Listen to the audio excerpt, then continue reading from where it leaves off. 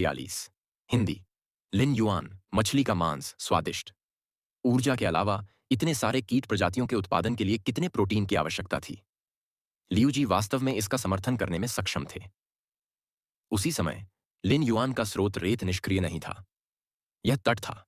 हालांकि वहां कई चट्टानें थीं, लेकिन उसके पैरों के नीचे रेतीले समुद्र तट में ज्यादातर समुद्री रेत थी। इसलिए स्रोत रेत के लिए रेत बनाना बहुत आसान था।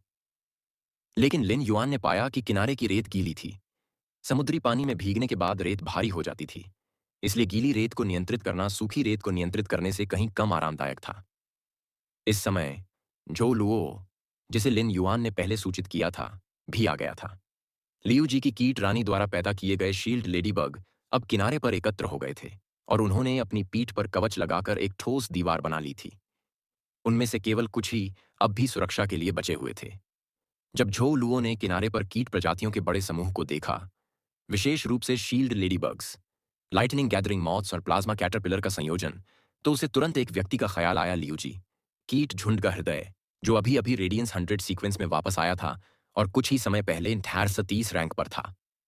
सबसे पहले जब झो लुओ लियू जी के साथ बातचीत करता था, तो लियू जी एक अजीब मुखौटा पहनता था। उसके बाद, हालांकि उसने लियू जी का असली रूप देख लिया था। झो लुओ एक निम्न राजा श्रेणी का विशेषज्ञ जो हमेशा अपने परियों को सुधारने के लिए इधर उधर भागता रहता था। उसके पास शायद ही कभी स्टार वेब में डूबने का समय होता था। पहले तो झो लुओ को लगा कि लियू जी उसे पहले भी कहीं देखा है, जैसे कि वह उसे पहले भी कहीं देख चुका हो। उसे लगा कि लियू जी शायद उसे जानी पहचानी लग रही होगी, लेकिन उसने इस बारे में ज्यादा नहीं सोचा। लेकिन अब उसे उम्मीद नहीं थी कि लियू जी रेडियंस 100 सीक्वेंस नंबर 30 की विलक्षण प्रतिभा है। झो लुओ को डर था कि कहीं वह उड़ते हुए परी पर सवार होकर इस उथले तटीय समुद्र में न चला जाए और लोग उस पर नजर न रखें, जिससे वह बहुत अधिक ध्यान आकर्षित कर ले। गिल्ड अलायंस की जिस शाखा में झो लुओ ने जानकारी मांगने के लिए दौरा किया था, वह इस तटीय समुद्र के पास थी। इसलिए वह यहां तक पूरा सफर दौड़कर आया था। लिन युआन ने झो लुओ को देखा और पूछा, क्या लावा इगुआना को डायमंड में पदोन्नत किया गया है?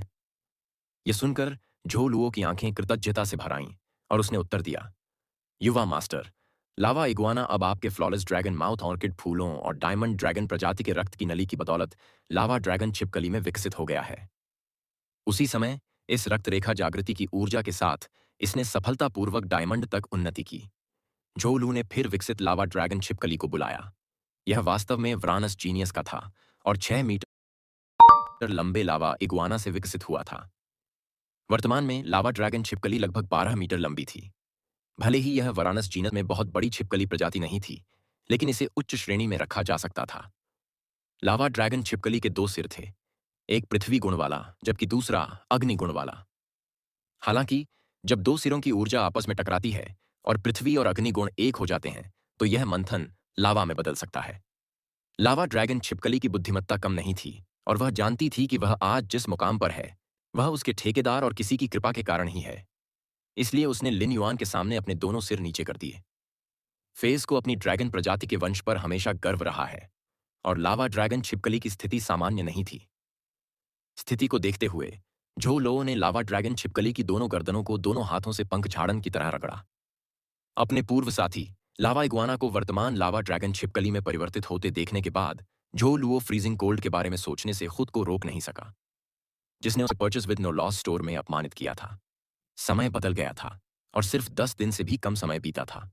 झो लुओ की प्रतिभा अब फ्रीजिंग कोल्ड से पूरी तरह से आगे निकल सकती थी। 2 छिपकली प्रजातियों के परी पीते से फीकी की से फी में से जिन्होंने अपनी ड्रैगन प्रजाति की रक्त रेखा को जागृत किया था। डार्क स्नेक ड्रैगन छिपकली ने कांस्य में अपनी ड्रैगन प्रजाति की रक्त रेखा को जागृत किया था। जब तक लावा ड्रैगन छिपकली और डार्क स्नेक ड्रैगन छिपकली के स्तर को विकसित करने और बढ़ावा देने के लिए पर्याप्त समय था, तब तक वह निम्न श्रेणी के राजा श्रेणी के विशेषज्ञ से उच्च श्रेणी के विशेषज्ञ तक जा सकता था। लिन युआन झो लुओ की खुशी को पूरी तरह से समझ सकता था। वह भी एक ऐसा व्यक्ति था जो नीचे से उठकर आया था, इसलिए वह झो लुओ के लिए कायापलट से आई खुशी को महसूस कर सकता था। उस समय झो लुओ के चेहरे पर खुशी की जगह एक गंभीर भाव ने ले ली।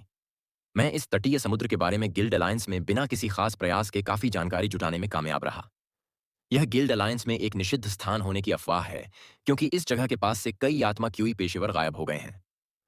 चूंकि यह जल्द ही आयामी दरारों की सक्रिय अवधि होगी, इसलिए गिल्ड अलायंस ने अस्थायी रूप से स्पिरिट गार्ड्स को इससे निपटने के लिए सूचित नहीं किया है।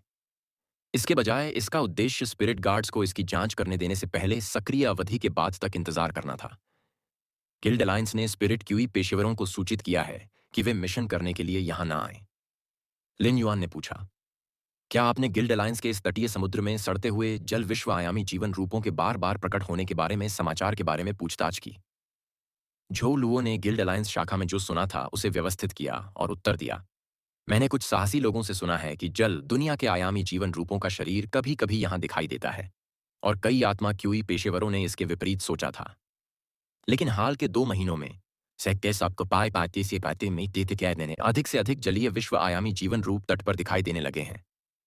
कई लोग अनुमान लगा रहे हैं कि क्या समुद्र में कुछ शक्तिशाली परियां हैं, या यह आगामी सक्रिय अवधि से संबंधित है।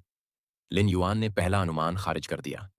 यदि इस जल में शक्तिशाली परी हों तो क्या वे बार बार किनारे पर आएंगे और आत्मा क्यूई पेशेवरों पर हमला करेंगे? दूसरी ओर लिन युआन को लगा कि यह उचित है कि यह आयामी दरार की सक्रिय अवधि से संबंधित था। हवा में अब जल जगत के सड़ते हुए जीवों की गंध नहीं आ रही थी। लिन युआन ने नेतृत्व संभाला और किनारे की ओर चल पड़ा। किनारे पर चलने के बाद लिन युआन ने रेतीले समुद्र तट के कई क्षेत्रों में कई काले सड़ने के निशान देखे, जो वास्तव में उच्च श्रेणी के जल विश्व आयामी जीवन रूपों के सड़ते हुए मांस के कारण थे। लिन युआन ने एक पल के लिए विचार किया और रेड थॉर्न को बुलाया, जो स्पिरिट लॉक स्थानिक क्षेत्र में दावत कर रहा था। लिन युआन के बुलाने पर रेड थॉर्न असामान्य रूप से उत्साहित था। आंशिक रूप से गिल जैसी पंखुड़ियों वाले उसके विशाल फूलों से आवाज निकल रही थी, लिन युआन, मछली का मांस, स्वादिष्ट। लिन युआन रेड थॉर्न की आवाज सुनकर थोड़ा हैरान रह गया। वह जानता था कि यह अपने नाम की आवाज बनाने के लिए अपने विशाल फूल पर भरोसा कर सकता है। हालांकि इसकी ग्रेड और गुणवत्ता को बढ़ावा नहीं दिया गया था, लेकिन इसकी आवाज अनुकरण क्षमता मजबूत हो गई थी। क्या यह रेड थॉर्न के फूल की गिल वाली पंखुड़ियों से संबंधित था? लिन युआन को तुरंत समझ आ गया कि रेड थॉर्न का क्या मतलब था। समुद्र का वह तल जहां जीवन समाप्त हो गया है। लिन युआन ने हैरान भाव से कहा। पिता होने के नाते उसे रेड थॉर्न को समझाना था कि असली मछली का मांस क्या होता है। स्वर्ण जल विश्व आयामी जीवन रूपों के मांस जैसी बदबूदार चीजों को मछली का मांस कैसे कहा जा सकता है?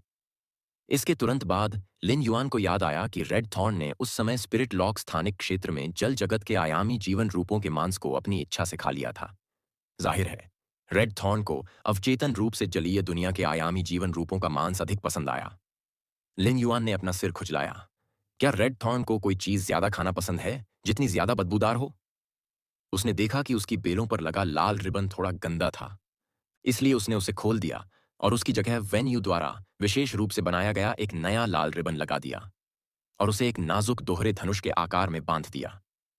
रेड थॉर्न इतना खुश था कि उसके 12 लाल फूल तुरंत हिलने लगे। यह बिल्कुल कीबोर्ड पर शरारती बच्चे की आवाज की तरह था। ऐसा लग रहा था कि रेड थॉर्न को अपनी संगीत प्रतिभा को बढ़ाने के लिए चिमी के साथ और अधिक बातचीत करनी चाहिए। उस समय एसिड कोरोजन क्वीन मधुमक्खी रेड थॉर्न के त्याग के मुंह से बाहर निकली। जैसे ही वह लिन युआन के कंधे पर उतरने वाली थी, रेड थॉर्न की बेल ने उसे जमीन पर कुचल दिया। कुचले जाने के बाद एसिड कोरोजन क्वीन मधुमक्खी जल्दी से लिन युआन से दूर चली गई। यह रेड थॉर्न की संक्षारक गुहा पर उतरी, जो एक आज्ञाकारी नजर के साथ एक थैली में तब्दील हो गई थी। इससे पहले जब लिन युआन ने रेड थॉर्न को बुलाया था, जो लुओ और लिसन ने महसूस किया था कि उसने जो परी को बुलाया था वह बहुत अजीब लग रहा था। हालांकि जब एसिड कोरोजन क्वीन मधुमक्खी अपने त्याग के मुंह से बाहर निकली और एसिड कोरोजन क्वीन मधुमक्खी को देखा, तो उनके जबड़े आश्चर्य से जमीन पर गिर गए।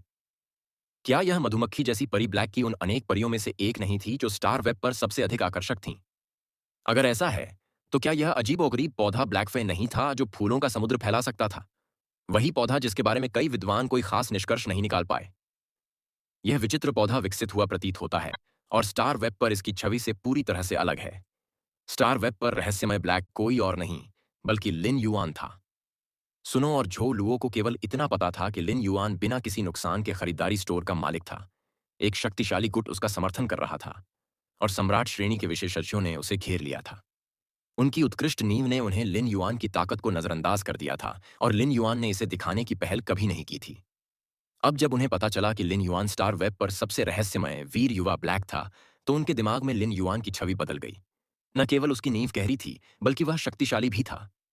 उन्होंने न केवल सेलेस्टियल स्टेयरवे पर लगातार जीत हासिल की, बल्कि बिना किसी हार के भी जीत हासिल की।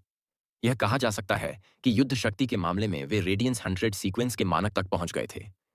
इस रहस्य की अचानक खोज ने लिसन और चो लुओ को मंत्रमुग्ध कर दिया। उस समय लिन युआन ने तट पर देखा और रेड थॉर्न को आदेश दिया, रेड थॉर्न, इस समुद्र पर फूलों का समुद्र फैला दो। लिन युआन का आदेश प्राप्त करने के बाद रेड थॉर्न ने अपने त्याग के मुख पर स्थित विशाल बीजाणु गुहा के माध्यम से अपने बीजाणुओं को तट की ओर छिड़क दिया। बीजाणुओं ने बेलें नहीं उगाईं, बल्कि कई बच्चे रामेट उगाए जो बीजाणु गुहाओं की तरह थे। ये बच्चे रामेट लगातार बीजाणुओं को छिड़कते रहते थे। अचानक रेड थॉर्न पर कई झपकती हुई त्याग की आंखें बंद हो गईं। त्याग की आंखें इन बाल रामेट्स से जुड़ी जड़ों के माध्यम से बाल रामेट्स में प्रवाहित हुईं। फिर रेड थॉर्न ने बाल रामेट्स के साथ समुद्र में बड़ी संख्या में बीजाणु छिड़क दिए। एक के बाद एक बेलें किनारे पर उभरीं, जो समुद्र की ओर बढ़ती गईं। वे अपने तीखे दांतों का इस्तेमाल करके समुद्री पानी को सोख लेती थीं और बेलों के जरिए समुद्र की तलहटी में मौजूद मिट्टी और रेत में बीजाणु गुहा के बीजाणुओं को इंजेक्ट कर देती थीं। इन विधियों से समुद्र की तलहटी में सभी दिशाओं में से बने फूलों का समुद्र फैल गया। लिन युआन ने महसूस किया कि रेड थॉर्न से फूलों के समुद्र को फैला रहा था और वह मदद नहीं कर सका, लेकिन थोड़ा सा भौहें सिकोड़ लीं। रेड थॉर्न के बीजाणु छोटे और हल्के थे, जिससे हवा में फैलना आसान हो गया, लेकिन समुद्री जल में यह एक दोष बन गया था। अशांत लहरें तुरंत ही छोटे और हल्के बीजाणुओं को बहा ले जातीं। बेलों की सहायता से भी फैलने की धीमी थी। आखिरकार बेलें बीजाणुओं की केवल थोड़ी सी मात्रा ही पकड़ पाती थीं। लिन युआन ने सोचा, ऐसा लगता है कि अगर मुझे समुद्र के नीचे लड़ने के लिए लाल कांटे की क्षमता को बढ़ाना है, तो इसके बीजाणु गुहा को फिर से बढ़ाना होगा ताकि बीजाणुओं को दो अवस्थाओं में विभाजित किया जा सके, एक हवा में फैलने के लिए उपयुक्त, जबकि दूसरा समुद्री जल में। रेड थॉर्न ने अपने बीजाणुओं के एक भाग को शिशु रैमेट्स में विकसित किया, जो बीजाणु गुहाओं की तरह थे ही पकड़ पाती थीं। लिन युआन ने सोचा, ऐसा लग हालांकि ये शिशु रामेट बीजाणु भी छोड़ रहे थे और समुद्र की तलहटी में उफनती धाराओं के कारण बीजाणु सतह पर आ गए। चूंकि रेड थॉर्न ने अभी तक पर्याप्त मात्रा में गोल्ड जल विश्व आयामी जीवन रूपों को खाया नहीं था, जिससे बाल रामेट्स को पानी के नीचे अच्छी तरह से सांस लेने की क्षमता प्रदान की जा सके, इसलिए समुद्र में फैले फूलों का समुद्र जमीन पर जितना शक्तिशाली नहीं था। बहरहाल, फूलों का समुद्र लिन युआन की आंखों के रूप में काम करता था और निस्संदेह पर्याप्त था। चूंकि यह एक खतरनाक समुद्र था, इसलिए लिन युआन स्वाभाविक रूप से समुद्र का पूरी तरह से पता लगाने से पहले आसानी से पानी में नहीं जाएगा। लगातार फैले फूलों के समुद्र में उसे यह देखकर आश्चर्य हुआ कि इस उथले समुद्र में जीवन का लेश मात्र भी अंश नहीं था। रेड थॉर्न के फूलों का समुद्र छोटा नहीं था, लेकिन लिन युआन को शेलफिश फे, बीक बिल्ड स्पाइनी फिश या शेलफिश आइटिंग आर्मर्ड कछुओं का कोई निशान नहीं दिखाई दिया, जिनका उल्लेख लिसन ने किया था। चूंकि उन्हें चोंच चोंच वाली कांटेदार मछलियां भी नहीं मिलीं, इसलिए उन्हें खाने वाली पूंछ काटने वाली छाया शार्कें इस समुद्र में नहीं रह सकीं। हालांकि वह यह नहीं जानता था कि क्या पूंछ काटने वाली छाया शार्क का समूह इसलिए चला गया क्योंकि इस समुद्र में खाने के लिए कोई चोंच वाली कांटेदार मछलियां नहीं थीं, या किसी अन्य चीज ने उन्हें इस समुद्र से निकाल दिया था या मार दिया था। लिन युआन ने सुनो से पूछा, जो हैरान भाव से उसके बगल में खड़ा था, जब आप जाने से पहले तटीय समुद्र की जांच करने आए थे, तो क्या आप शंख की परियों की जांच करने के लिए समुद्र में गए थे? सुनो समझ में नहीं आया कि लिन युआन ने उससे ऐसा क्यों पूछा। क्या इस समुद्र में कुछ गड़बड़ है?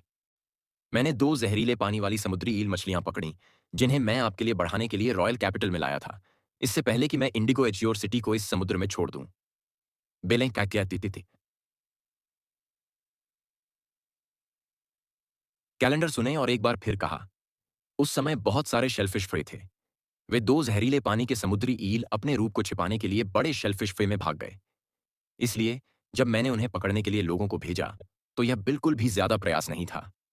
जब लिन युआन ने लिसन के शब्द सुने, तो वह यह निर्धारित कर सका कि इस समुद्र में जीवन समाप्त हो गया था, और यह इन 3 महीनों के भीतर हुआ था। लिन युआन को हमेशा लगता था कि रेड थॉर्न की त्याग की आंखें बहुत ज्यादा खपत करती हैं। पहले तो उसने सोचा कि यह समुद्र में फूलों के समुद्र को फैलाने की सामान्य खपत है। आखिरकार उसने पहले कभी रेड थॉर्न को समुद्र में हमला करने का आदेश नहीं दिया था। फूलों के समुद्र के माध्यम से समुद्र के तल की स्थिति को महसूस करने के बाद लिन युआन ने अचानक पाया कि बेल के पौधे समुद्र के तल पर जड़ें जमाए हुए थे।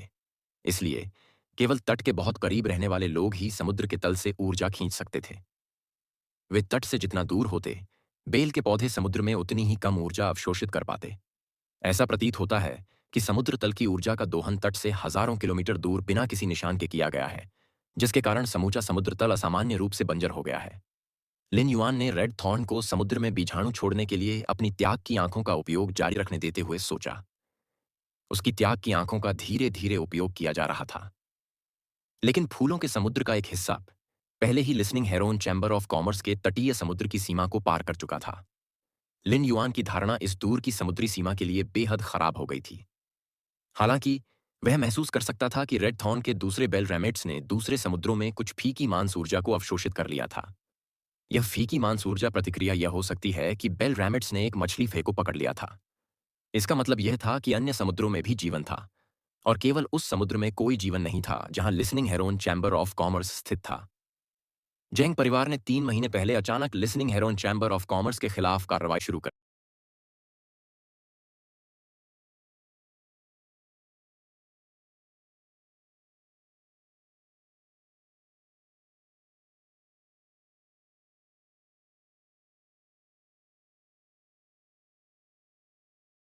दी थी। इंडिगो एज्योर सिटी के 3 प्रमुख समृद्ध परिवारों में से एक, झेंग परिवार, स्वाभाविक रूप से इस तटीय समुद्र की खोज करेगा क्योंकि वे इसे बहुत महत्व देते हैं। इसलिए झेंग परिवार की तीसरी वंशावली के लिए यह जानना असंभव था कि listening heron chamber of commerce के तटीय समुद्र में अब प्रचुर मात्रा में शंख नहीं थे। चूंकि झेंग परिवार के लिए इस तटीय समुद्र को प्राप्त करना बहुत जरूरी था,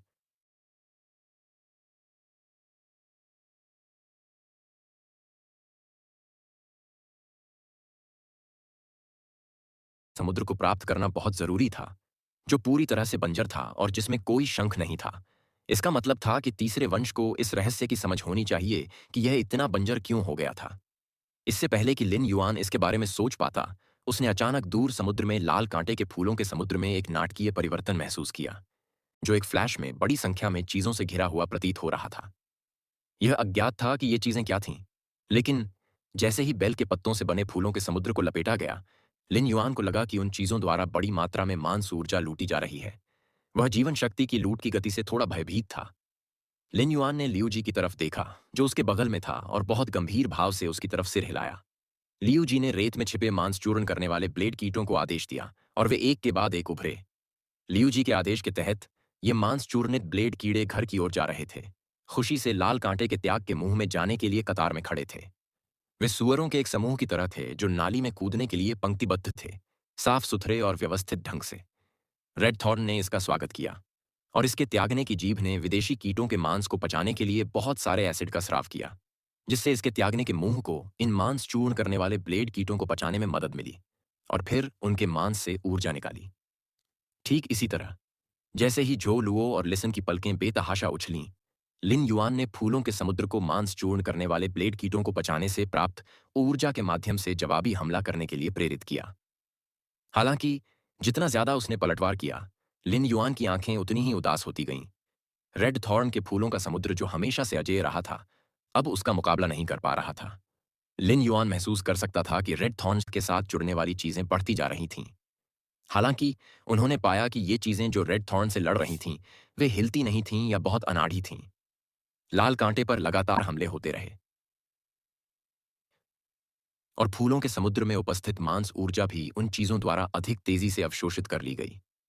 इस अज्ञात जीवन रूप से फूलों के समुद्र के ऊर्जा अवशोषण ने रेड थॉर्न के और टेट्स को प्रभावित किया था, जो बाल रामेट्स से जुड़े थे। लिन युआन ने जल्दी से रेड थॉर्न को फूलों के समुद्र में शेष ऊर्जा वापस लेने दी। इसके तुरंत बाद उसने अपनी आंखें बंद कर लीं और विचार किया। समुद्र की तलहटी में फूलों के समुद्र की अनुभूति के माध्यम से ऐसा प्रतीत हो रहा था कि पिछले संघर्ष में प्रत्येक बेल के ढेले में अनगिनत कांटे चुभ गए हैं। इन कांटों के जरिए बेलों में मौजूद मांस ऊर्जा को तेजी से और भारी मात्रा में लूटा गया और बेलों के जवाबी हमले का जरा भी उपयोग नहीं हुआ। लिन युआन को लगा कि बेलों ने जवाबी हमले के दौरान किसी भी मांस ऊर्जा को अवशोषित नहीं किया। लिन युआन ने सोचा, क्या तट से दूर अज्ञात जीवन रूपों का एक बड़ा समूह हो सकता है, जिसके कारण यह तटीय समुद्र इतना बंजर हो गया है? लेकिन यदि ऐसा है, तो चूंकि यह तटीय समुद्र इतना बंजर है, तो ये अज्ञात जीव जंतु पलायन क्यों नहीं करते, बल्कि इस तटीय समुद्र की गहराई में ही रहते हैं?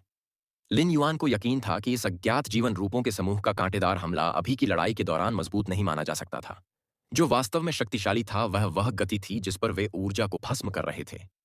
इस कांटेदार हमले का स्तर पूंछ काटने वाली छाया शार्क को मात देने में सक्षम नहीं होना चाहिए, और यहां तक कि शंख मछली के पंखों पर पलने वाली चोंच वाली कांटेदार मछली की रीढ़ को भी छेदा नहीं जा सकता। लिन युआन के चेहरे पर अभिव्यक्ति को देखते हुए लियू जी ने कुछ चिंता के साथ पूछा, लिन युआन, क्या आपने कुछ बुरा पता लगाया है? लिन युआन ने अपनी आंखें खोलीं और पहले अपना सिर हिलाया, फिर अपना सिर फिर से हिलाया। समुद्र के तल पर फूलों के समुद्र के माध्यम से खोज को एक बुरी खोज नहीं कहा जा सकता था। ऐसा इसलिए था क्योंकि जिन चीजों ने लताओं से ऊर्जा ग्रहण की थी, उनका तट पर उच्च श्रेणी के जल जगत आयामी जीवन रूपों के मांस के प्रकटन से कोई लेना देना नहीं होना चाहिए था। हालांकि listening heron chamber of commerce का तटीय समुद्री विनाश निश्चित रूप से कोई अच्छी खबर नहीं थी।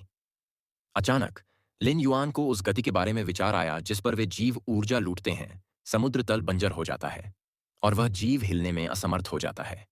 उसे एक संभावना सूझी। अगर यह संभावना वाकई वैसी ही थी जैसा उसने सोचा था, तो वह यही कह सकता था कि वह वाकई भाग्य के देवता का पुनर्जन्म था। इस बार उसे सचमुच एक सच्चा आशीर्वाद मिला था। लिन युआन के सिर हिलाने और फिर सिर हिलाने से लियू जी थोड़ा उलझन में पड़ गई। इसके तुरंत बाद लियू जी ने लिन युआन को यह कहते हुए सुना, बड़े भाई लियू, अपने तूफान उल्लू कीट को मुझे तट से 3000 मीटर दूर समुद्र में ले जाने दो ताकि मैं देख सकूं। जिस जगह पर रेड थॉर्न के फूलों के समुद्र पर हमला हुआ था, वह तट से ठीक 3000 मीटर की दूरी पर था।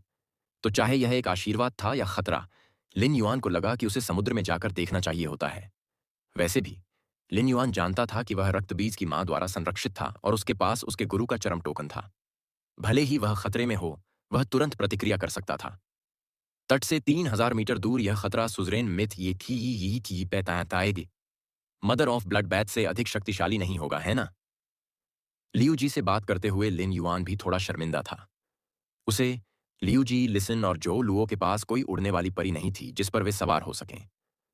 अब जब उसे उड़ने की क्षमता की आवश्यकता थी, तो उसे लियू जी की कीट रानी द्वारा उत्पादित पतंगों पर निर्भर रहना पड़ा।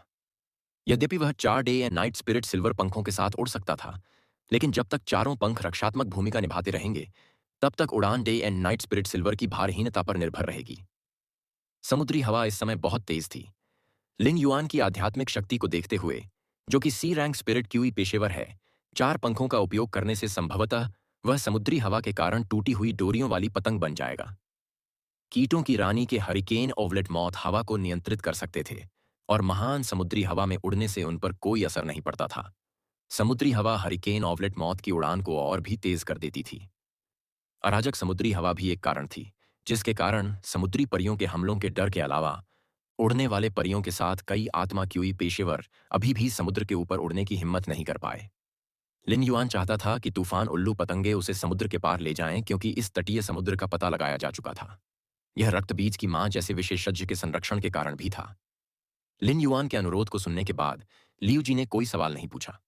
इसके बजाय उसने 4 तूफान उल्लू पतंगों को लिन युआन की ओर उड़ने का आदेश दिया। लियू जी को पता था कि लिन युआन जल्दबाज व्यक्ति नहीं था। लिन युआन ने इस तरह के अनुरोध से जरूर कुछ पता लगाया होगा। 2 तूफानी उल्लू पतंगों ने लिन युआन के कंधे को पकड़ लिया, जबकि अन्य 2 ने उसकी कमर के दोनों तरफ पकड़ लिया। लिन युआन के निर्देशानुसार वे उसे हवा में ले गए और निर्दिष्ट दिशा में आगे बढ़ गए। जब लिन युआन 4 तूफानी उल्लू पतंगों के साथ हवा की ऊर्जा का उपयोग करके उसे हवा में ले जाने के लिए समुद्र के ऊपर उड़ रहा था, तो उसने विशाल समुद्र को देखा और अचानक समुद्र के नीलेपन से मंत्रमुग्ध हो गया। लिन युआन समुद्र की सतह से 100 मीटर नीचे समुद्र का तल देख सकता था। तल पर बंजर समुद्र विशेष रूप से विशाल था। इस समुद्र में जीवन की कमी के कारण शांति में विशालता की सुंदरता समाहित थी। सैकड़ों नदियां पूर्व की ओर बहकर समुद्र में मिल जाती हैं, और वे कब पश्चिम की ओर वापस बहेंगी? समुद्र विशाल है, नदियां सभी दिशाओं से बहती हैं, और 8 दिशाओं से पानी इकट्ठा होता है। उस समय लिन युआन को वैसा ही एहसास हो रहा था जैसा उसे तब हुआ था जब वह पहली बार एक उड़ने वाले परी पर सवार होकर जिरिया क्षेत्र से रेडबर्ड सिटी तक बादलों में उड़ रहा था। अचानक उनके मन में आत्मज्ञान की एक झलक उभरी। इससे समावेश और अभिसरण की भावना प्रकट हुई। यह ठीक वैसा ही था जैसे समुद्र का पानी कभी वापस नदियों में नहीं जाता। अगर पानी अंततः नदियों में वापस आता भी है, तो किसी और माध्यम से। जब वह होश में आया, तो लिन युआन अपना सिर हिलाए बिना नहीं रह सका। इससे पहले जब वह कोई किताब पढ़ता था तो उसके दिमाग में ज्ञान की अनुभूति होती थी। हालांकि यह एक महत्वपूर्ण बिंदु पर अटक गया था और वह इसे समझने में असमर्थ था। इससे पहले कि वह पिछले ज्ञान को पूरी तरह से समझ पाता, उसे नया ज्ञान मिला जो पूरी तरह से अलग था। अगर वह दोनों को पूरी तरह से समझ पाता, तो इसका मतलब होगा 2 इच्छा शक्ति ऋण। लिन युआन के विचार में यद्यपि उसके पास 2 प्रकार की आत्मज्ञान था, वह उनमें से किसी को भी समझ नहीं सका। इसके बजाय वह एक ज्ञानोदय का त्याग कर देगा और दूसरे ज्ञानोदय को पूरी तरह से समझकर एक इच्छा शक्ति ऋण को संघनित कर देगा। तथा दोनों ज्ञानों में ज्ञानोदयों को विभाजित नहीं करेगा और उन्हें समझने में असमर्थ हो जाएगा। उस समय रक्तबीज की मां की अजीब लेकिन मधुर आवाज लिन युआन के कानों के पास सुनाई दी। बधाई हो, आप अभी अभी आत्मज्ञान की स्थिति में प्रवेश कर चुके हैं। लिन युआन के मुंह पर एक कड़वी मुस्कान लटकी हुई थी। वह सिर्फ आत्मज्ञान की अवस्था में प्रवेश कर रहा था और एक नई समझ प्राप्त कर रहा था, न कि कोई इच्छा शक्ति ऋण। उसे बधाई देने के लिए क्या था? दो ज्ञान प्राप्ति के साथ अटके रहना सचमुच एक मीठा कष्ट था।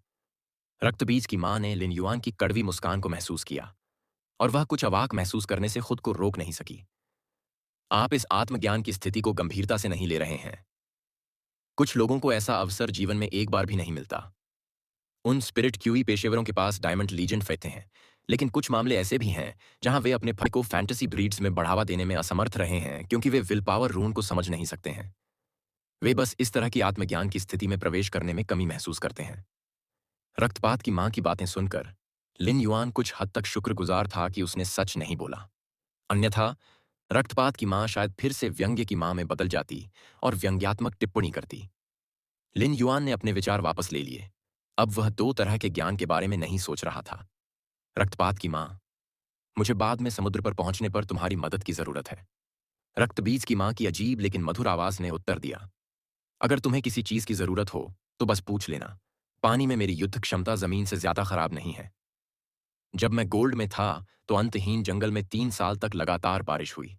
सभी पक्षी गायब हो गए और जंगल दलदल में बदल गया। मैं मछली पकड़ने के लिए दलदल में उतरा और मैंने पाया कि ये मछली के पंख मूर्ख थे और पक्षियों की तुलना में उन्हें पकड़ना कहीं बेहतर था। लेकिन मछली का स्वाद कुछ दिन पहले की उंगलियां चाटने वाली चिकन जितना अच्छा नहीं है। बेशक मैंने पहले जो पक्षी खाए थे वे भी कच्चे थे और पके हुए चिकन की तरह स्वादिष्ट नहीं थे। द मदर ऑफ ब्लड बैथ में स्पष्ट रूप से कुछ फ्लैशबैक थे जब इसमें उंगलियां चाटने वाले मुर्गे की बात की गई थी। जब लिन युआन ने रक्तबीज की माता को गोल्ड में घटी घटना के बारे में बात करते सुना तो उसे लगा कि यह बहुत पहले की बात है। यद्यपि रक्तपात की जननी ने इस बारे में बहुत आसानी से बात की थी, लेकिन 3 वर्षों की भारी बारिश ने गोल्ड को बहुत कष्ट पहुंचाया होगा। यदि भोजन की अत्यधिक कमी न होती तो पक्षी पकड़ने वाली मकड़ी अपने जीन में अंकित आहार को कैसे बदलती और मछली पकड़ने के लिए पानी के नीचे कैसे जाती। रक्तबीज की माता ने पहले कभी इस बारे में बात नहीं की थी कि जब वह निम्न श्रेणी में थी तो उसके साथ क्या हुआ था, और इस बार उसने लिन युआन से इसका उल्लेख किया। जो यादें पीछे छूट गई थीं वे धीरे धीरे रक्तबीज की मां की आंखों के सामने उभर आईं। रक्तबीज की माता को याद आया कि इस रूप को धारण करने से पहले उसने कैसे कष्ट सहे थे, और फिर उसे याद आया कि कैसे वह अब मानव रूप में परिवर्तित हो गया था और हवेली में रह रहा था। उसके मकड़ी जैसे पैरों पर लगे लाल डंक खुशी से 2 बार कांपने लगे। यदि रक्तबीज की जननी लिन युआन के सिर पर नहीं बल्कि एक नारियल पर होती तो वह अपनी मकड़ी के पैरों का उपयोग करके नारियल के खोल को तोड़कर उसमें छिपी खुशी को व्यक्त करती। अध्याय 455 समुद्र दफन कमल का फूल। जैसे ही वे लिन युआन को निर्धारित स्थान पर ले आए, 4 तूफानी उल्लू पतंगों ने उड़ना बंद कर दिया। लेकिन वह समुद्र में जाने के लिए जल्दबाजी नहीं की। इसके बजाय उसने gold green oxygen C anemone को बुलाया, जिसे उसने पहले एम्बर बटन के आकार के डायमंड फेस्ट स्टोरेज बॉक्स से खरीदा था।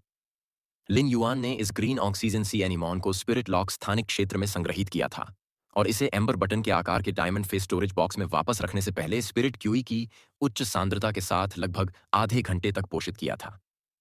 इस समय ग्रीन ऑक्सीजन सी एनीमोन बहुत अच्छी स्थिति में था और जीवंत था क्योंकि वह लगातार अपने छोटे हल्के हरे रंग के तंबुओं को फैला रहा था। जब वह उल्टा था तो यह उसके मुंह और नाक पर बंधा और लिन युआन को तुरंत समुद्री पौधे की अनोखी ताजा गंध महसूस हुई। लिन युआन समुद्र के नीचे सांस नहीं ले सकता था, इसलिए उसने इस gold green oxygen C anemone को पानी में ऑक्सीजन बनाने का निर्देश दिया। उसने गहरी सांस ली और समुद्र में डुबकी लगाई। ठंडे समुद्री पानी लिन युआन को भिगो दिया जिससे वह कांप उठा। फिर उसने gold green oxygen C anemone के शक्तिशाली ऑक्सीजन उत्पादक कार्य को महसूस किया। इससे उत्पन्न ऑक्सीजन की बड़ी मात्रा ने समुद्री जल को उसके मुंह और नाक से पूरी तरह अलग कर दिया और उसने उस ऑक्सीजन को सूंघा जिसमें अद्वितीय समुद्री पौधे की सुगंध थी। उन्होंने महसूस किया कि gold green oxygen C anemone की ऑक्सीजन हवा में सामान्य ऑक्सीजन सामग्री से थोड़ी अधिक थी।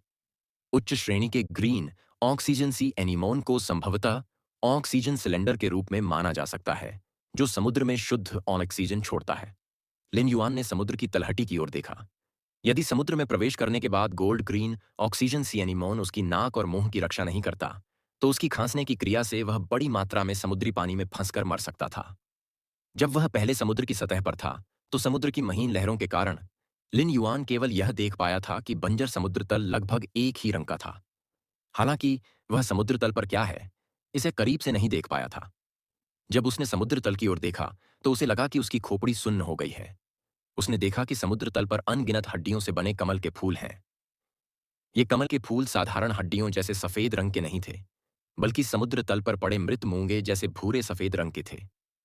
अस्थि कमल के फूल एक के बाद एक परत दर परत खिलते गए। सबसे ऊपर वाले फूल अधिक सफेद थे। अस्थि कमल के फूल अंतहीन थे, और यह समुद्र तल एक बंजर सुंदर अस्थि कमल नरक की तरह लग रहा था। इस अस्थि कमल नरक की अजीब सुंदरता ने लिन युआन को ठंडे समुद्री पानी में रोंगटे खड़े कर दिए।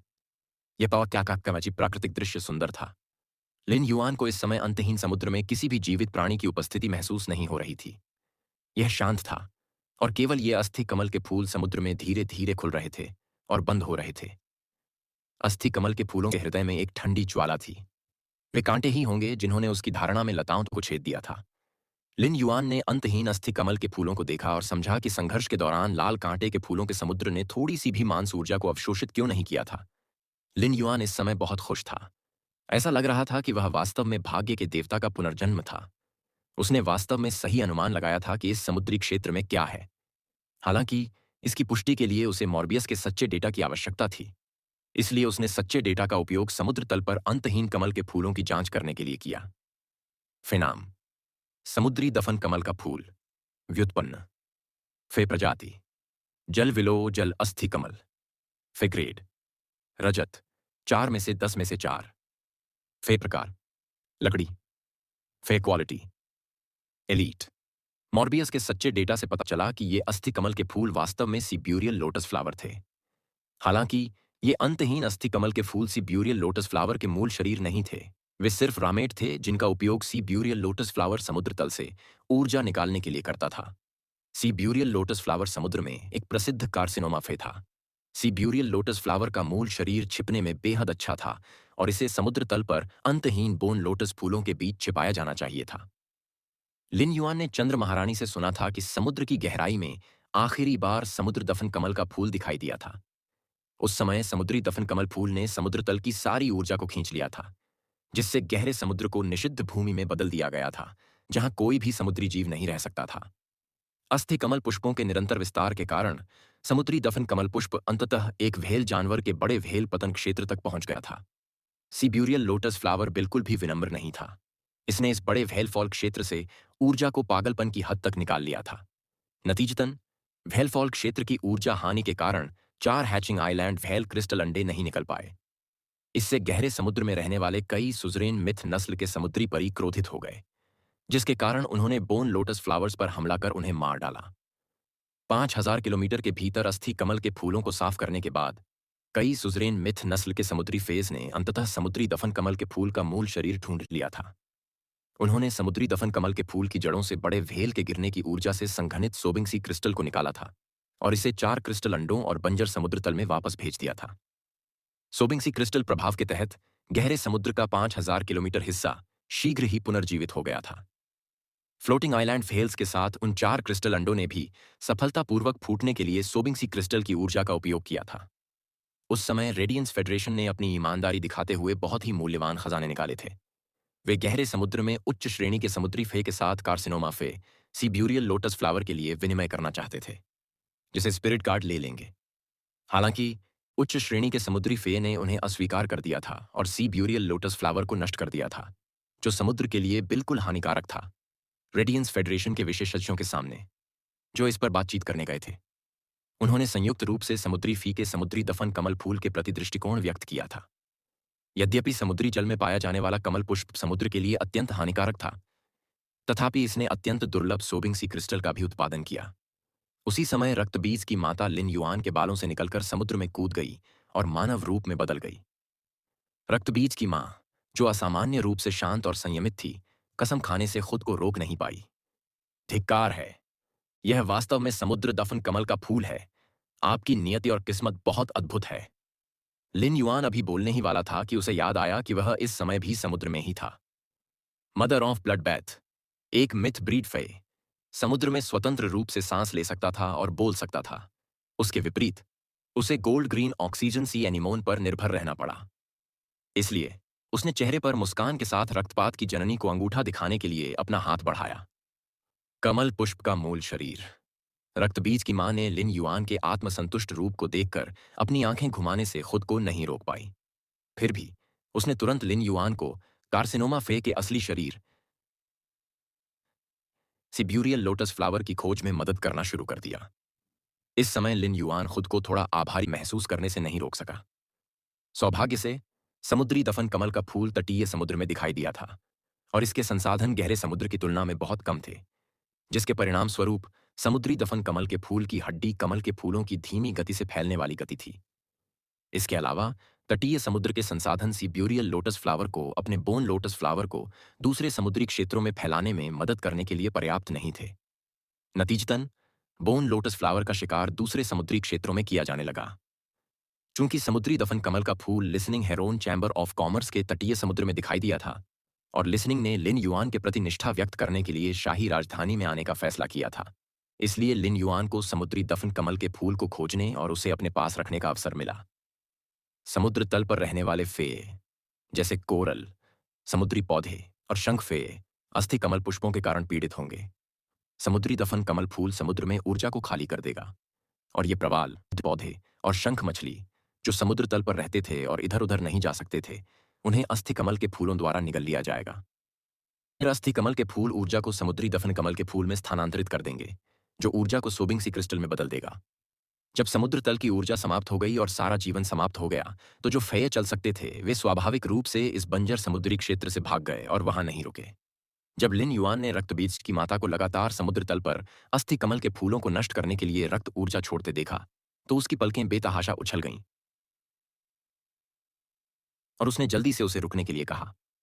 कार्सिनोमा फे के रूप में सिब्यूरियल लोटस फ्लावर ने समुद्र में उड़ाया, लेकिन इसका मूल शरीर बहुत कमजोर था। यदि रक्तबीज की माता की रक्त ऊर्जा फैलती तो सागर दफन कमल पुष्प का मूल शरीर संभवतः मर जाता। इस तटीय समुद्र की ऊर्जा से संघनित सोबिंगसी क्रिस्टल की तुलना में लिन युआन को समुद्री दफन कमल का फूल अधिक चाहिए था। सीबरियल लोटस फ्लावर ने समुद्र से जो ऊर्जा निकाली वह वास्तव में जल तत्व ऊर्जा नहीं थी। यह समुद्र तल की मांस ऊर्जा और समुद्र के नीचे गहराई में जमा ले लाइन स्पिरिट की हुई थी। सागर दफन कमल फूल सभी ऊर्जा को अवशोषित करेगा और सोबिंग सागर क्रिस्टल को संघनित करेगा। सिल्वर 4 एलीट सी ब्यूरियल लोटस फ्लावर लकड़ी के प्रकार का था, इसलिए संघनित सोबिंग सी क्रिस्टल भी लकड़ी के प्रकार का था। सोबिंग सी क्रिस्टल एक पवित्र वस्तु थी जो लकड़ी प्रकार के परियों को पोषण दे सकती थी, लेकिन अन्य प्रकार के परियों के लिए जानलेवा जहर थी। जब दूसरे प्रकार के फे ने सोबिंग सी क्रिस्टल का इस्तेमाल किया तो इसकी ऊर्जा फे के शरीर में फट गई। फे के शरीर में ऊर्जा के विस्फोट की भयावहता की कल्पना की जा सकती है। हालांकि जब सिल्वर 4 एलीट सी ब्यूरियल लोटस फ्लावर गोल्ड तक पहुंच गया तो इसे एक और विशेषता मिल जाएगी जो सोबिंग सी क्रिस्टल के उपयोग को व्यापक बना देगी। गहरे समुद्र में स्थित सोबिंग सी क्रिस्टल जिसका उल्लेख चंद्र महारानी ने किया था वह जल प्रकार और लकड़ी प्रकार का होना चाहिए, अन्यथा यह 4 द्वीप व्हेल को नींद में अपने ऊर्जा के अंडों से बाहर निकलने से नहीं रोक सकता था। लिन युआन की राय में समुद्र दफन कमल के फूल के जीवित रहने के लिए सबसे उपयुक्त स्थान उसका स्पिरिट लॉक स्थानिक क्षेत्र का स्पिरिट पूल था। उसके स्पिरिट पूल में स्पिरिट क्यूई की कभी न खत्म होने वाली प्रचुरता थी। सागर दफन कमल फूल को केवल प्रचुर मात्रा में आत्मा क्यूई को लगातार अवशोषित करने की आवश्यकता थी और उसे अस्थि कमल के फूलों से ऊर्जा लूटने की आवश्यकता नहीं थी। उसे बस सोबिंग सी क्रिस्टल का उत्पादन और संघनन करने की आवश्यकता थी। इसलिए लिन युआन नहीं चाहता था कि सिब्यूरियल लोटस फ्लावर को थोड़ी सी भी क्षति पहुंचे। जब रक्तपात की माता ने लिन युआन को उसे रोकने के लिए कहते हुए सुना तो वह असमंजस में उसकी ओर देखने लगी। सिब्यूरियल लोटस फ्लावर के रामेट्स द्वारा कवर किया गया क्षेत्र बहुत विस्तृत था। यदि वह एक निश्चित सीमा के भीतर खोज नहीं करता तो सिब्यूरियल लोटस फ्लावर के शरीर को ढूंढना आसान नहीं होगा जो छिपने में बहुत अच्छा था। लिन युआन मॉर्बियस के सच्चे डेटा का उपयोग कर रहा था। यद्यपि ट्रू डेटा में स्थान निर्धारण और खोज का कार्य नहीं था, फिर भी लिन युआन इस पर भरोसा करके अस्थि कमल के फूलों के एक बड़े क्षेत्र को स्कैन कर सकता था, जबकि छिपे हुए समुद्री दफन कमल के फूल को खोजने के लिए डेटा पर निर्भर था। लिन युआन समुद्र की सतह की ओर तैरकर बाहर आया और उसने 4 तूफानी उल्लू पतंगों की ओर हाथ हिलाया। उन्होंने हवा की ऊर्जा का उपयोग करके लिन युआन को वापस हवा में लाया और फिर उसके चांद जैसे सफेद स्पिरिट क्यूई कपड़ों को सुखाया। लिन युआन ने 4 हरिकेन उल्लू पतंगों की हरकतों को देखा और पुष्टि की कि यह उनकी बुद्धिमत्ता नहीं थी, बल्कि लियू जी ने कीट रानी को अपनी बुद्धिमत्ता हरिकेन उल्लू पतंगों को देने और उन्हें अपने कार्यों के साथ बेहतर सहयोग करने के लिए नियंत्रित करने की अनुमति दी थी। रक्तबीज की माता समुद्र से सतह पर आई और लिन युआन ने उससे कहा, मैं तूफानी उल्लू पतंगों को समुद्र के चारों ओर 2 बार उड़ाने दूंगी और सतह से समुद्री दफन कमल के फूल के स्थान की तलाश करूंगी। जब रक्तबीज की मां ने लिन युआन के शब्द सुने, तो उसे ऐसा लगा जैसे लिन युआन को कुछ फल दे रही हो और उसे कुछ बड़े नागफनी और बेर खिला रही हो। यदि लिन युआन समुद्र के तल पर अस्थि कमल के फूलों के बीच छिपे हुए समुद्री दफन कमल के फूल को ढूंढ सकता है, तो वह भविष्य में उंगली चाटने वाले चिकन को नहीं खाएगा। लिन युआन ने तूफानी उल्लू पतंगों को धीमी गति से चलने का आदेश दिया, क्योंकि वे उसे खोजने के लिए चक्कर लगाते हुए ले जा रहे थे। उसने पाया कि समुद्र के ऊपर उड़ते हुए विशाल नीले समुद्र को देखना और समुद्री हवा का बहना अच्छा लगता था। समुद्र की मृत शांति इस नीले आकाश और हवा के नीचे एक अलग तरह का रोमांस लेकर आती थी। काफी देर तक खोजने के बाद लिन युआन ने अपने लक्ष्य पर निशाना साधा और उसके चेहरे पर एक खुशी भरी मुस्कान उभर आई।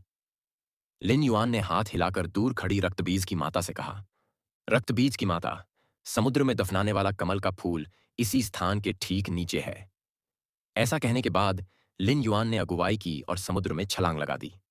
रक्तबीज की मां ने फिर से अपनी आंखें घुमाईं, यह सोचकर कि लिन युआन इस समय वास्तव में समझदार नहीं है। हालांकि वह भी समुद्र में कूद गई। रक्तबीज की मां ने अवचेतन रूप से समुद्र तल की खोज की। हालांकि रक्तबीज की मां को लिन युआन के शब्दों पर संदेह था, फिर भी उसने अवचेतन रूप से उस पर विश्वास किया।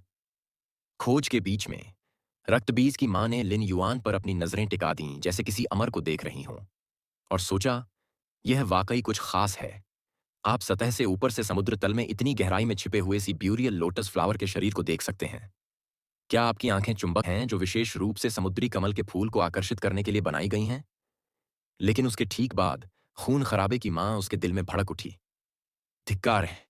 लिन युआन ने वाकई समुद्र में दफन कमल का फूल पा लिया। क्या इसका मतलब यह है कि मैं अब उंगलियां चाटने वाला चिकन नहीं खा सकता? गुना अधिक घृणित। जबकि रक्तपात की मां उसके दिल में भड़क रही थी, उसने अपने कार्यों में कोई संकोच नहीं किया।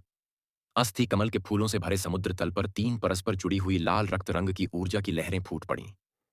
समुद्र का तल, जहां लिन युआन की निगाह पहुंची, ऊर्जा की 3 लाल रक्त रंग की तरंगों से विस्फोटित हो गया, जिससे अत्यंत गहरी खाइयां बन गईं। अस्थि कमल के फूल सफेद टुकड़ों में बदल गए और पीला सफेद पाउडर समुद्र के पानी में अत्यंत ठंडी बर्फ की तरह बहने लगा। रक्तबीज की मां ने समुद्री दफन कमल के फूल के शरीर को 3 परस्पर रक्त रंग की ऊर्जा तरंगों के केंद्र में घेर लिया। इसने इसे अस्थि कमल के फूलों के विशाल बहुमत से अलग कर दिया। लिन युआन ने तब उस छोटे से क्षेत्र में एक अजीब हलचल देखी। अस्थि कमल के फूल अचानक समुद्र तल पर आत्मा सांपों की तरह नाचने लगे, जो उस दुश्मन की तलाश में बाहर निकले थे जिसने अभी अभी उन पर हमला किया था। लिन युआन जानता था कि सिब्यूरियल लोटस फ्लावर जैसे कार्सिनोमा फे बुद्धिमान नहीं थे। इस तरह के जीवन रूप में केवल नुकसान से बचने की वृत्ति होती है। इसकी प्रतिक्रिया बिल्कुल खतरे का सामना कर रहे किसी जीव की अवचेतन आपातकालीन प्रतिक्रिया थी। सिल्वर आईवी सिब्यूरियल lotus flower mother of blood bath जैसी मिथ ब्रीड फे के साथ कुछ नहीं कर सकता था। रक्तबीज की माता उन नाचते हुए अस्थि कमल पुष्पों के बीच में उड़ गईं और अस्थि कमल पुष्पों के केंद्र से होने वाले हमले को नजरअंदाज कर दिया। उसने अपना हाथ बढ़ाया और अस्थि कमल के फूलों के अंदर से उसे बाहर धकेल दिया। लिन युआन ने देखा कि रक्तबीज की मां ने अस्थि कमल के फूलों से एक नाजुक कमल का फूल पकड़ा। यह रंग में सफेद था, जिसमें तना और पत्तियां भी शामिल थीं। इस सफेद फूल में अस्थि कमल के फूलों की तरह मौत जैसा पीलापन नहीं था, बल्कि इसमें पवित्रता का एक चमकदार भाव था, जिससे लोगों के मन में श्रद्धा के भाव पैदा होते थे। यह कल्पना करना सचमुच कठिन था कि इतनी छोटी सी चीज शैतान होगी जिसने समुद्र को निगल लिया और उसे बंजर बना दिया।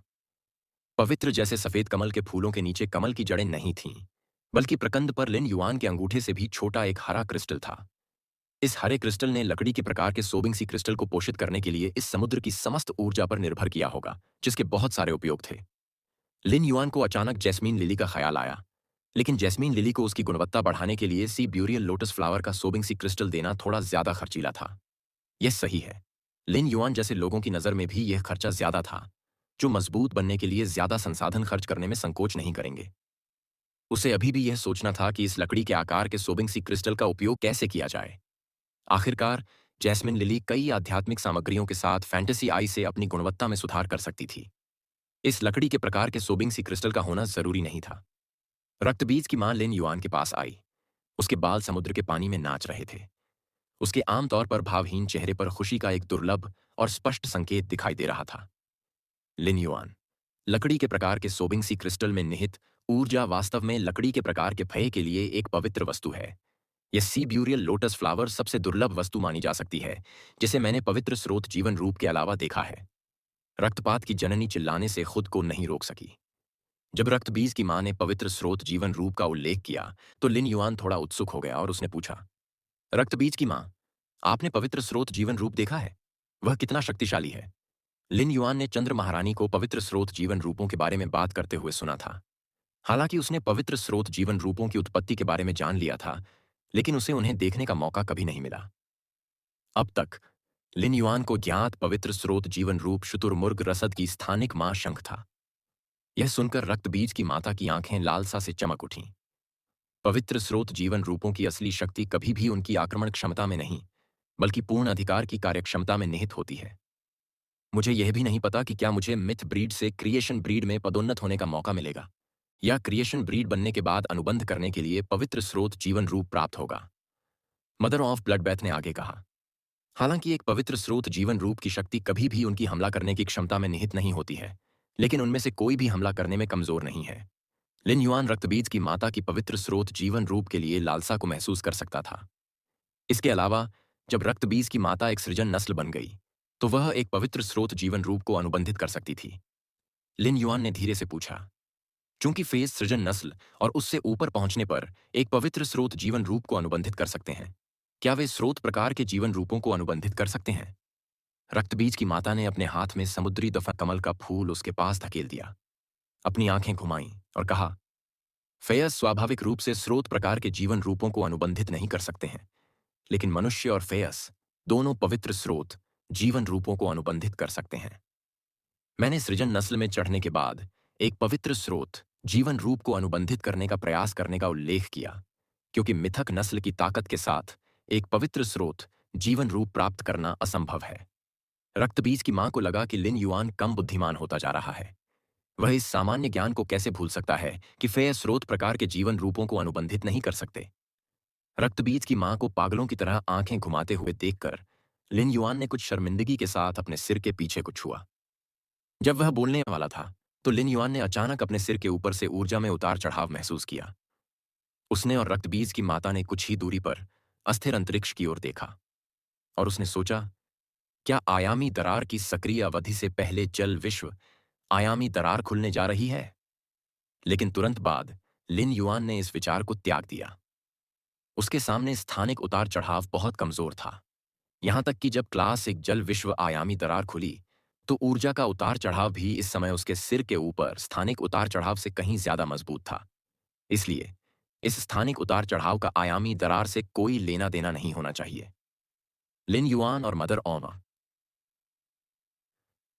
ब्लडबैथ स्थानिक ऊर्जा उतार चढ़ाव की ओर बढ़े, कुछ टोही के लिए तैयार। अप्रत्याशित रूप से जब वे करीब पहुंचे तो स्थानिक उतार चढ़ाव अचानक मजबूत हो गए। उस समय इस दरार से लिन युआन के चेहरे पर कई जल विश्व आयामी जीवन रूपों के शव थूक दिए गए थे।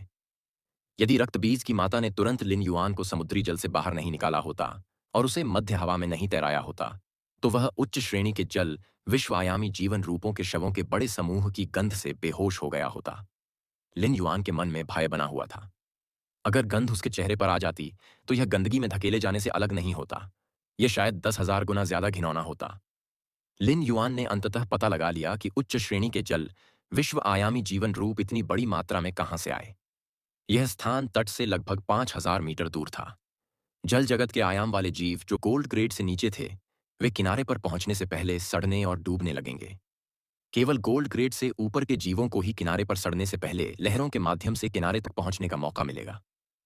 लिन युआन ने कार्सिनोमा फय, समुद्री दफन कमल के फूल को देखा और समझ गया कि इस जगह पर इसके रामेट क्यों दिखाई दिए थे।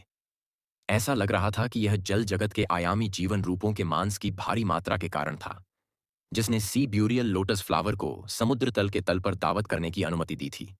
अपनी गतिशीलता की समस्या के कारण सी ब्यूरियल लोटस फ्लावर ने इस जगह को छिपाने और जड़ें जमाने का विकल्प चुना था। यह दृश्य निश्चित रूप से लिन युआन के लिए एक महान खोज थी। रक्तबीज की मां की अभिव्यक्ति भी गंभीर हो गई थी। वह एक स्थानिक लहर को महसूस कर सकती थी जो सभी उच्च श्रेणी के जल विश्व आयामी जीवन रूपों को समुद्र में उतारने के बाद गायब हो गई थी। वह भौहें सिकोड़ रही थीं और कारण पर विचार कर रही थी। एक क्षण के बाद, जब वहां कोई अन्य जल विश्व आयामी जीवन रूपी शव नहीं बचा, तो लिन युआन ने ईथेरियल जेलीफिश को बुलाया। स्थानिक प्रकार के जीवन रूप के रूप में ईथेरियल जेलीफिश 1000 मील दूर से भी स्थानिक नोड्स को महसूस कर सकती थी। स्थानिक आंदोलनों के प्रति इसकी स्वाभाविक रूप से उच्च संवेदनशीलता थी। लिन युआन ईथेरियल जेलीफिश के साथ स्काउट करने और यह पता लगाने की योजना बना रहा था कि स्थानिक तरंग कैसे प्रकट हुई और पहले सभी जल विश्व आयामी जीवन रूपों को कैसे उतार दिया। ईथेरियल जेलीफिश को बुलाने के बाद यह स्थानिक क्षेत्रों के बीच स्थानांतरित हो गया क्योंकि यह समय समय पर प्रकट हुआ और गायब हो गया। जैसे ही वह लिन युआन के सिर पर उतरना चाहता था, उसे लिन युआन की सख्त चेतावनी याद आ गई। ईथेरियल जेलीफिश फिर तेजी से नीचे खिसकी और लिन युआन की गर्दन पर उतरी और विशेष रूप से संतुष्ट थी। जब रक्तबीज की मां ने ईथेरियल जेलीफिश को देखा, तो उसने तुरंत अपनी लार निगल ली। वह लियूजी द्वारा पहले से तैयार किए गए ठंडे पकवान और जेलीफिश की त्वचा और तंबू के उस अद्भुत स्वाद के बारे में सोचने से खुद को रोक नहीं पाई। लिन युआन ने कहा, ईथेरियल जेलीफिश, जाओ और समुद्र में सभी स्थानिक ऊर्जा तरंगों की जांच करो और मुझे रिपोर्ट करो। जैसे ही ईथेरियल जेलीफिश को लिन युआन का आदेश मिला, वह तुरंत लिन युआन की गर्दन पर टिमटिमाने लगी और एक ऐसी छवि उत्पन्न की जैसे कि वह गायब होते समय कई आयामों को तोड़कर आई हो। ईथेरियल जेलीफिश लिन युआन से पहले ही समुद्र में प्रकट हो चुकी थी और समुद्र में छिपी हुई स्थानिक ऊर्जा तरंगों को महसूस करने के लिए अपने नए विकसित टेंटिकल को कंपन कर रही थी। लिन युआन ने इस पल का उपयोग सिब्यूरियल लोटस फ्लावर को संभालने के लिए किया। लिन युआन ने सिब्यूरियल लोटस फ्लावर की लकड़ी के प्रकार के सोबिंग सी क्रिस्टल की कटाई नहीं की थी। समुद्री दफन कमल फूल का ग्रेड वास्तव में सोबिंग सागर क्रिस्टल के भीतर निहित ऊर्जा द्वारा निर्धारित किया गया था। यदि लिन युआन अब उन्हें इकट्ठा कर ले, तो समुद्री दफन कमल का फूल तुरंत वर्तमान सिल्वर आइवी एलीट से सामान्य में गिर जाएगा। कार्सिनोमा फे को नियमित फाई की तरह स्पिरिट क्यूई पेशेवरों द्वारा भी अनुबंधित किया जा सकता है और यहां तक कि मॉर्बियस के विशेष कौशल स्पिरिट लॉक द्वारा स्पिरिट लॉक भी किया जा सकता है। हालांकि लिन युआन की राय में सी ब्यूरियल लोटस फ्लावर अनुबंधित होने और युद्ध के लिए इस्तेमाल करने के लिए उपयुक्त नहीं था। यह एलिमेंटल शेलफिश की तरह एक प्रोडक्शन फे होने के लिए अधिक उपयुक्त था। समुद्र में दफनाने वाले कमल के फूल में बुद्धि नहीं थी और वह केवल सहज ज्ञान के माध्यम से आगे बढ़ रहा था। इसलिए लिन युआन उसे स्पिरिट लॉक स्थानिक क्षेत्र में पोषित करना चाहता था और उसे प्रतिबंधित करना चाहता था। सागर दफन कमल फूल को प्रतिबंधित करने का सबसे अच्छा तरीका यह था कि उसे लिन युआन के संसाधनों पर निर्भरता विकसित करने के लिए प्रेरित किया जाए। पानी से बाहर निकलने के बाद सी ब्यूरियल लोटस फ्लावर लगातार कमजोर होता जाता। सी ब्यूरियल लोटस फ्लावर शुरू में मजबूत नहीं था और वास्तव में बहुत कमजोर था। अगर यह पानी से बहुत ज्यादा देर के लिए बाहर निकलता, तो यह मुरझाना शुरू हो जाता और सोबिंग सी क्रिस्टल के चारों ओर लिपटी हुई जड़ें पीछे छोड़ देता और नार्कोलेप्सी की स्थिति में चला जाता। लिन युआन ने अपनी आध्यात्मिक शक्ति को उचित समय पर प्रसारित किया ताकि समुद्र के नीचे कमल का फूल उसकी हथेली से शुद्ध आत्मा क्यूई को अवशोषित कर सके। हर बार लिन युआन ने केवल शुद्ध आत्मा क्यूई का एक छोटा सा निशान छोड़ा और फिर उसे तुरंत वापस ले लिया। इससे पहले कि समुद्र दफन कमल का फूल आनंद का स्वाद ले पाता, वह तुरंत ही शुद्ध आत्मा क्यूई खो देता, जो शहद के समान था। सागर दफन कमल फूल समुद्र तल पर सभी प्रकार की ऊर्जा को अवशोषित कर सकता था, लेकिन लिन युआन की शुद्ध आत्मा क्यूई निश्चित रूप से सागर दफन कमल फूल के लिए एक मादक आकर्षण थी। हर बार जब लिन युआन ने अपने शरीर में आध्यात्मिक शक्ति का संचार करना बंद कर दिया, तो समुद्र दफन कमल फूल अपनी पवित्र शाखाओं और पत्तियों को हिलाकर अपनी उदासी दिखाने लगा। उसने नखरे दिखाए और ऐसा लगा जैसे वह लिन युआन से कह रहा हो, तुम बहुत बुरे हो, मुझे और अधिक आत्मा क्यूई चाहिए। लिन युआन बिल्कुल एक बदमाश की तरह व्यवहार कर रहा था, जिससे सी ब्यूरियल लोटस फ्लावर को उसकी आत्मा क्यूई पर निर्भरता विकसित करने में मदद मिली। वह सी ब्यूरियल लोटस फ्लावर को उस पर और भी अधिक निर्भर बनाने के लिए वापस लेने और देने की विधि का उपयोग कर रहा था। कुछ पुनरावृत्तियों के बाद लिन युआन ने सागर दफन कमल के फूल को स्पिरिट लॉक स्थानिक क्षेत्र के स्पिरिट पूल में रख दिया। स्पिरिट पूल में प्रवेश करने के बाद सी ब्यूरियल लोटस फ्लावर ऐसा लग रहा था मानो वह नशे में हो। इसने स्पिरिट लॉक स्थानिक क्षेत्र में शुद्ध और पर्याप्त स्पिरिट क्यूई को जुनूनी रूप से अवशोषित कर लिया। स्पिरिट लॉक स्थानिक क्षेत्र में अटूट स्पिरिट क्यूई के कारण सीबरियल लोटस फ्लावर को ऊर्जा को अवशोषित करने में मदद करने के लिए किसी भी अस्थि कमल फूल का उत्पादन नहीं करना पड़ा। लिन युआन ने gold wind speed rapid antelope को स्पिरिट पूल के पास निगरानी रखने के लिए कहा। जैसे ही सिब्यूरियल लोटस फ्लावर को बोन लोटस फ्लावर के उत्पादन का कोई विचार आता, विंड स्पीड रैपिड एंटेलोप तुरंत ही उनकी उत्पादन प्रक्रिया को बाधित करने के लिए पवन ऊर्जा का उपयोग करेगा। स्पिरिट पूल के अंदर स्पिरिट ड्राइंग इच्छथ्योसौर ब्लैकी था। यह केवल कांस्य एक्स लीजेंड था और अभी भी सिल्वर 4 एलीट सी ब्यूरियल लोटस फ्लावर की ओर पूर्ण दबाव बनाने में असमर्थ था। एक बार ब्लैकी एक काल्पनिक नस्ल बन गया तो यह समुद्री दफन कमल फूल पर पूर्ण नियंत्रण रखने के लिए पर्याप्त होगा। अचानक लिन युआन के बगल का स्थानिक क्षेत्र धीरे से हिल गया। ईथेरियल जेलीफिश स्थानिक क्षेत्र से निकलकर लिन युआन के सामने आ गई। उसने लिन युआन को मुट्ठी भर काला अयस्क थमा दिया। उसे ऐसा लगा जैसे ईथेरियल जेलीफिश उसे कोई खजाना थमा रही हो, क्योंकि वह अपने तंबू से उस काले अयस्क को धीरे से सहला रही थी और जाहिर तौर पर उसे यह बहुत पसंद आ रहा था। लिन युआन काले अयस्क की स्थानिक ऊर्जा को महसूस कर सकता था। जैसे ही ईथेरियल जेलीफिश ने अपने 2 मजबूत और मोटे तंतुओं के साथ समुद्र तल से काले अयस्क को खोदा, रक्तबीज की मां ने समुद्र में कुछ ऐसा देखा जिससे उसकी आंखें स्थिर हो गईं। रक्तपात की जननी ने गहरी आवाज में कहा, किसी ने वास्तव में स्थानिक चुंबकों का उपयोग करके एक स्थानिक क्षेत्र को छिपाने के लिए चुंबकीय क्षेत्र स्थापित किया है। स्थानिक चुंबक ऐसी चीज है जिसे केवल दूसरे महाद्वीप ही बना सकते हैं। यह यहां क्यों है? रेडियंस फेडरेशन द्वारा शासित समुद्री क्षेत्र। रक्तबीज की माता को अन्य महाद्वीपों का उल्लेख करते हुए सुनने के बाद यह पता नहीं क्यों लिन युआन ने तुरंत इसे शीर्ष मिथक 2 कौवा परी के साथ जोड़ दिया, जिसे रक्तबीज की माता और अंतहीन ग्रीष्म ने एक साथ मार डाला था। एक बार जब ईथेरियल जेलीफिश ने स्थानिक चुंबक को सौंप दिया तो उसने कुछ धुंधली जानकारी प्रसारित करने के लिए लिन युआन की ओर अपना स्पर्शक हिलाया। जानकारी के अनुसार लिन युआन ने पाया कि इस समुद्री क्षेत्र में प्रचुर मात्रा में स्थानिक चुंबक मौजूद थे। लिन युआन ने रक्तपात की मां से कहा, क्यों ना हम ईथेरियल जेलीफिश को इस समुद्री क्षेत्र में सभी स्थानिक चुंबकों को खोदने दें। तब हम देख पाएंगे कि यह चुंबकीय क्षेत्र क्या छिपाने की कोशिश कर रहा है। रक्तबीज की मां ने सिर हिलाया और ठंडे स्वर में कहा, चूंकि कोई व्यक्ति रेडियंस फेडरेशन में एक स्थानिक क्षेत्र को छिपाने के लिए एक चुंबकीय क्षेत्र स्थापित करने आया था, इसलिए उन्हें आतंकवादी माना जा सकता है, चाहे उनके इरादे कुछ भी हों। ऐसे व्यक्ति को जीवित नहीं छोड़ा जाना चाहिए। हमारी तीसरी वंशावली का समर्थन करें। जैसे जैसे ईथेरियल जेलीफिश ने समुद्र में विस्तार से खोज की, लिन युआन के स्थानिक चुंबकों का संग्रह बढ़ता गया और पहले ही 100 के करीब पहुंच गया। वर्तमान में किसी की नए पाते पैर कितने पाए। लिन युआन और रक्तबीज की मां को एहसास हुआ कि चुंबकीय क्षेत्र की सीमा वास्तव में बहुत व्यापक थी। जैसे जैसे लिन युआन हवा में ईथेरियल जेलीफिश का पीछा करता गया, वे किनारे से दूर होते जा रहे थे। इसके तुरंत बाद लिन युआन ने एक द्वीप देखा जो लगभग 4000 से 5000 वर्ग मीटर आकार का था। यह द्वीप असामान्य रूप से बंजर था, ठीक उसी समुद्र तल की तरह जिसे सिब्यूरियल लोटस फ्लावर ने तबाह कर दिया था। लिन युआन ने पहले भी इस बंजर द्वीप के बारे में सुना था। यह पहले से ही listening heron chamber of commerce के क्षेत्र से बाहर था। लिन युआन को एहसास हुआ कि ईथेरियल जेलीफिश को द्वीप के आसपास बहुत ज्यादा संख्या में स्थानिक चुंबक मिले हैं। लिन युआन ने तब रक्तबीज की मां से कहा, हम इस द्वीप को चेक पॉइंट के रूप में क्यों नहीं इस्तेमाल करते? मैं लियूजी सुनो और झो लुओ को भी यहां आने के लिए कहूंगा। खून खराबे की मां ने जवाब दिया, जब तुम किनारे पर आए तो बहुत सी आंखें तुम्हें घूर रही थीं। तुम पहले ही समुद्र में लगभग 4 घंटे से खोज कर रहे हो। मेरा मानना है कि वे लोग जिनके इरादे हैं यह जानने के बाद शांत नहीं बैठ पाएंगे कि तुम समुद्र में गए थे, है ना? लिन युआन ने अपनी आंखें सिकोड़ लीं और मुस्कुरा दिया। अगर वे शांत नहीं बैठ सकते तो वे स्वाभाविक रूप से खुद को प्रकट करेंगे। हम शांत रहकर उनका जवाब देंगे।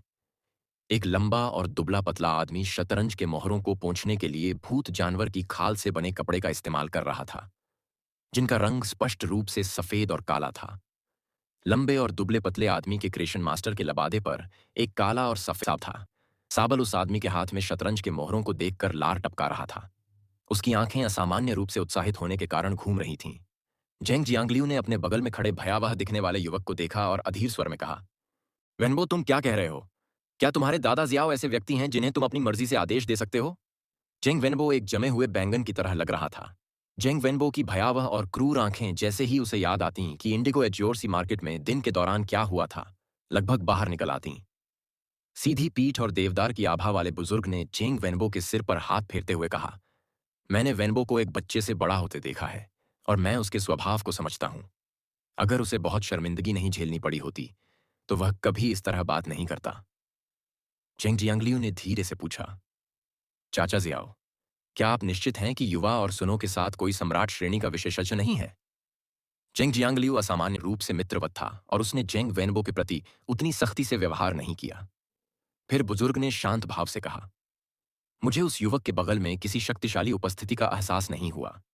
जब तक विपक्ष की ताकत मेरी ताकत से कहीं ज्यादा नहीं होगी, मैं उनकी मौजूदगी को महसूस नहीं कर पाऊंगा। भले ही मेरा कोल्ड स्नो पाइन सहायक प्रकार के फये के बीच संवेदन करने में कुशल न हो, लेकिन इसके विशेष कौशल में एक निश्चित स्तर का पता लगाने की क्षमता है। इसलिए मेरी इंद्रियां सामान्य रूप से सही होती हैं। जेंग जियांगलिू अभी भी थोड़ा आशंकित था और इस बात को लेकर झिझक रहा था कि उसे अपना निर्णय कैसे लेना चाहिए। एल्डर जियाओ ने पहले जो कहा था उसके अनुसार मुखौटा पहने हुए युवक कोई साधारण व्यक्ति नहीं था। उसने जो मुखौटा पहना था वह पूरी तरह से जेड बनावट वाली लकड़ी के धागों से बना था।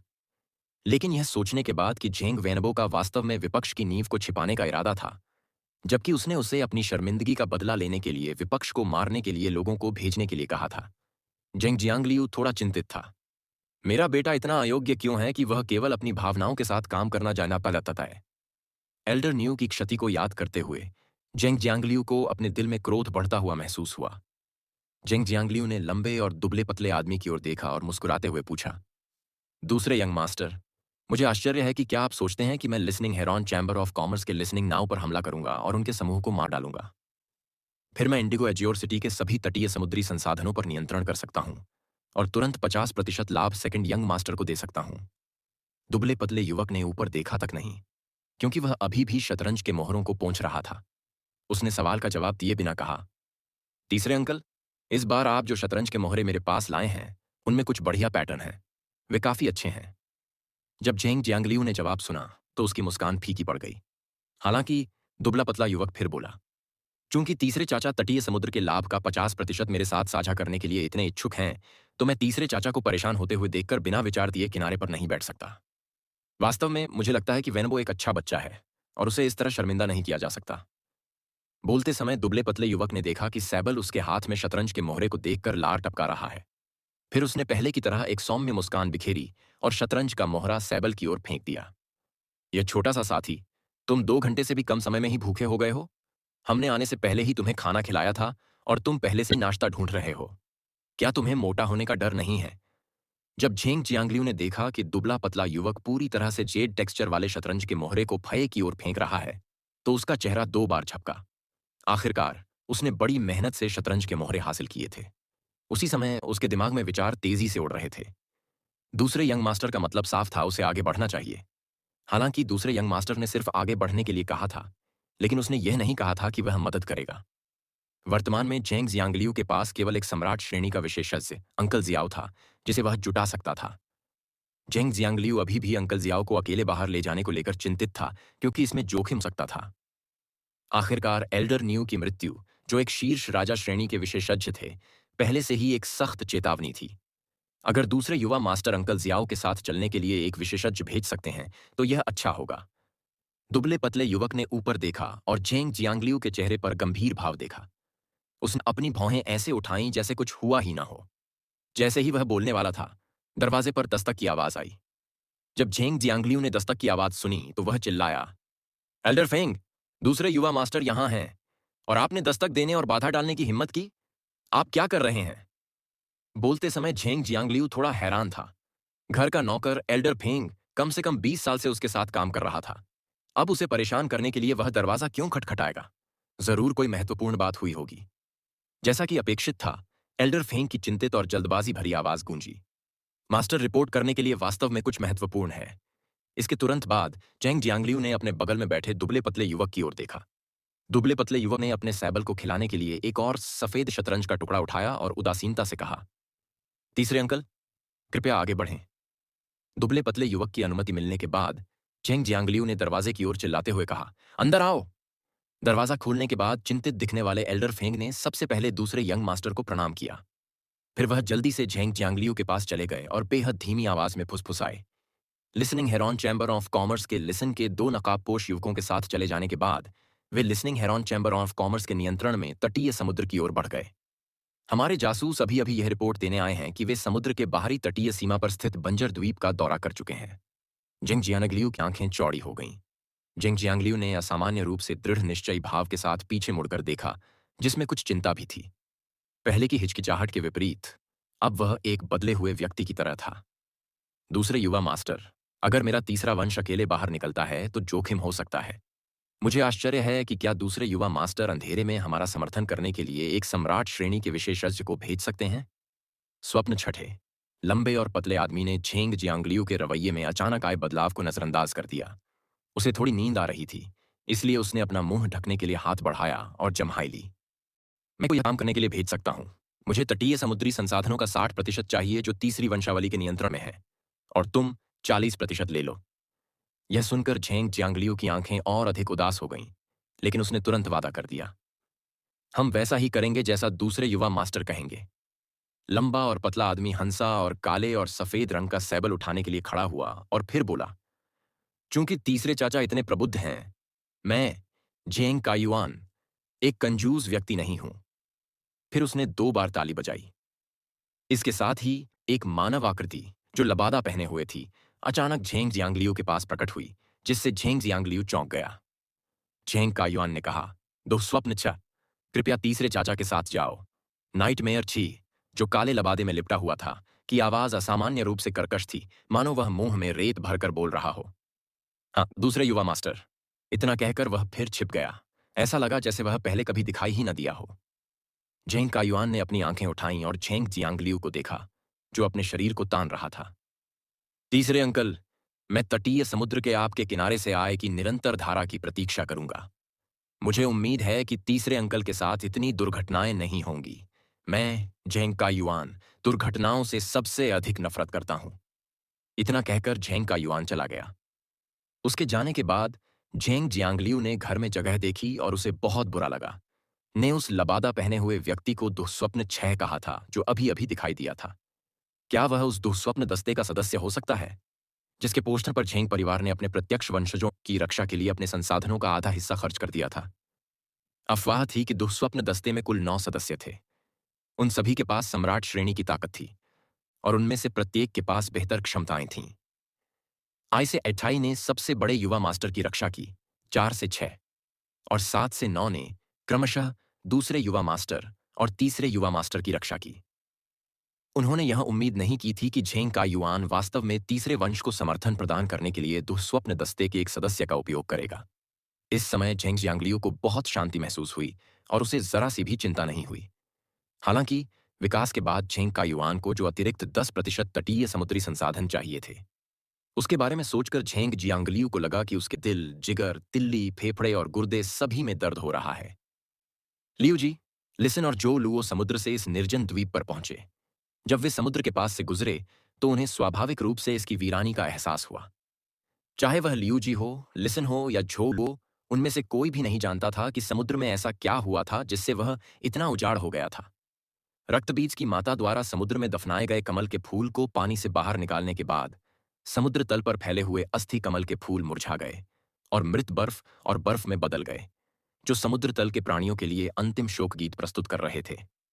यदि लियू जी रेडियंस 100 सीक्वेंस के सदस्य थे और समय समय पर जानकारी प्राप्त करने के लिए रेडियंस सेक्रेड हॉल जा सकते थे, लेकिन उन्हें कार्सिनोमा फेज के बारे में अधिक समझ नहीं थी। यदि लिन युआन ने चंद्र महारानी को समुद्र दफन कमल के फूल का उल्लेख करते हुए नहीं सुना होता, तो उसे अंदाजा भी नहीं होता कि उसे लाल कांटे की बेल की टहनियों और अस्थि कमल के फूलों के बीच एक ही मुठभेड़ से समुद्र दफन कमल का फूल मिल सकता है।